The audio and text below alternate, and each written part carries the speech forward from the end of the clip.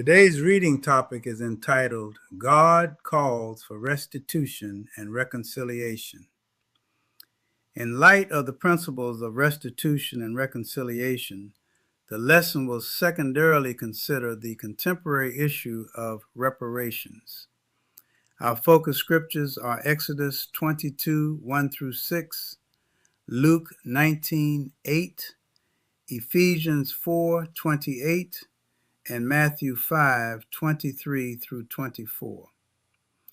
Exodus 22, 1 through 6 reads as follows. If a man shall steal an ox or a sheep and kill it or sell it, he shall restore 5 oxen for an ox and 4 sheep for a sheep. If a thief be found breaking up and be smitten that he die, there shall no blood be shed for him. If the sun be risen upon him, there shall be blood shed for him, for he shall make full restitution. If he have nothing, then he shall be sold for his theft. If the theft be certainly found in his hand alive, whether it be ox or ass or sheep, he shall restore double. If a man shall cause a field or vineyard to be eaten, and shall put in his beast, and shall feed in another man's field, of the best of his own field, and of the best of his own vineyard, shall he make restitution. If fire break out and catch in thorns, so that the stacks of corn, or the standing corn, or the field be consumed therewith, he that kindled the fire shall surely make restitution. Introduction. Today's lesson reminds us that God's justice is not only about punishment, it's about restoration. When wrong has been done, God calls his people to make it right, to restore what was lost, and to reconcile with those we've harmed. This is the heart of divine restitution and reconciliation. Point 1. Restitution for wrongdoing. In Exodus 22, 1 through 6, the Lord lays out clear principles for restitution. If a man steals or causes loss, he must restore more than what he took. This teaches us that true repentance includes action, repairing the damage we've caused. Restitution is not optional. It's evidence of a changed heart. Point 2. Zacchaeus' example of restitution. In Luke 19:8, Zacchaeus stands before Jesus and declares, Behold, Lord, the half of my goods I give to the poor, and if I have taken anything from any man by false accusation, I restore him fourfold. His confession was followed by conversion, and his conversion produced restitution. Jesus responded, This day is salvation come to this house. Restitution is a fruit of salvation. Point 3. Transformation and renewed conduct. In Ephesians 4:28, Paul exhorts, Let him that stole steal no more, but rather let him labor, working with his hands the thing which is good. God's grace transforms the thief into a giver. Restitution leads to renewal. Our conduct changes, our motives shift, and our lives reflect Christ's righteousness. Point 4.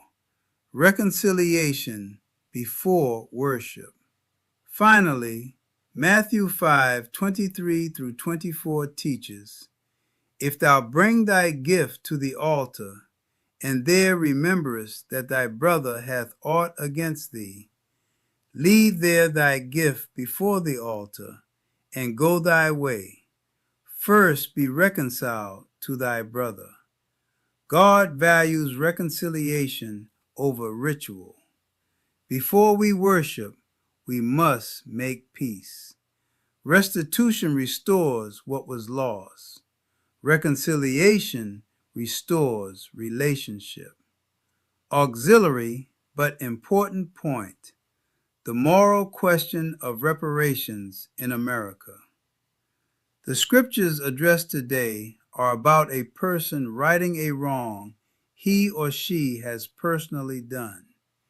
Yet the idea of restitution and reconciliation brings to mind the contemporary issue of reparations for the wrong of American slavery.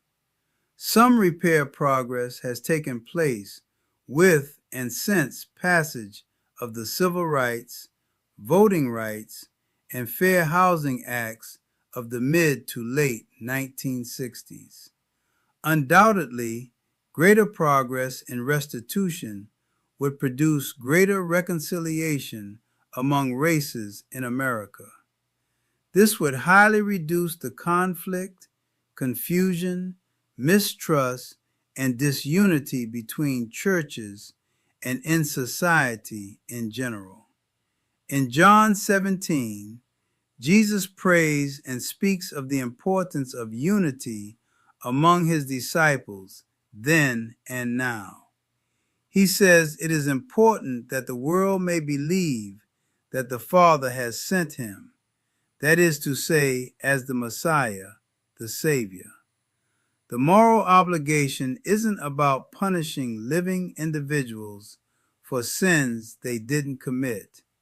We must not hold alive people guilty of what dead people did, even if many benefit from what dead people did. The moral obligation is about a nation taking responsibility for its own legacy and repairing the broken walls that still keep a segment of its people trapped in socio-economic distress. Perhaps direct cash payments are not doable at this time. Certainly, at least continued and stepped up voluntary initiatives of governments and society institutions at all levels that aim to help improvements in the socio-economic conditions that plague descendants of slaves in our nation is doable at this time. There should certainly be no initiatives to stop progress in improving socio-economic conditions. This is a matter of the love thy neighbor as you love yourself, of wanting for your neighbor the good you want for yourself, and not wanting the bad you do not want for yourself. It is a matter of the heart of the decision makers, as exemplified by the Good Samaritan principle of Luke 10:25 through 37. Yet, descendants of slaves also must work to eliminate or at least significantly reduce systemic negative factors within our own racial community that hamper improvements in the socio-economic conditions that plague many, though not all of us. Certainly, we must look outwardly at systemic negative factors that affect us.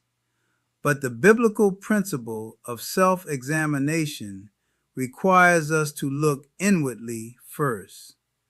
Churches need to focus on building hope for the now, not just for eternity.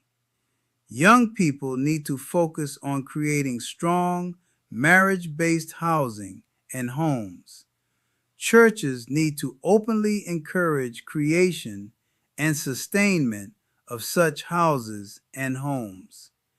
Young people need to focus on community wealth by building large businesses, leveraging the technological advances available to all. We must also take responsibility to repair what we have broken and do break. It also is a matter of the heart. Conclusion. So today, let us examine our hearts.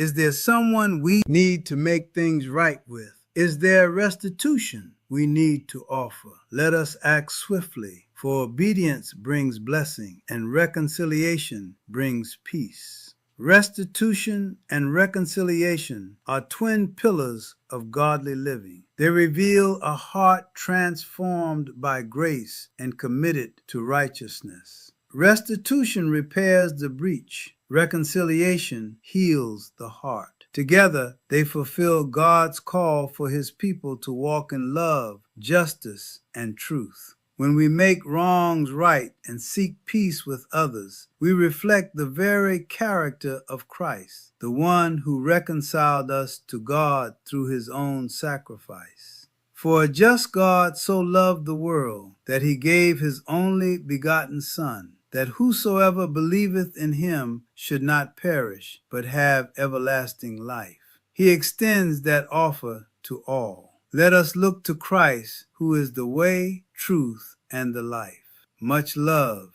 God bless. That is the lesson for today. The lesson has been brought to you by Shah C. Boyd Apostle Ministry and Total Life Christian Missionary Bible Church, giving attention to worship, word, and godly works. The remainder is some music for your enjoyment, encouragement, and edification. Lesson and music were prepared and pre-recorded by Chauncey Boyd in collaboration with a variety of technological tools. Reading is computer-generated, using a computer-generated approximate clone of Chauncey Boyd's voice. Therefore, some words might not be pronounced properly. Lesson delivery might be scheduled at various times on various platforms.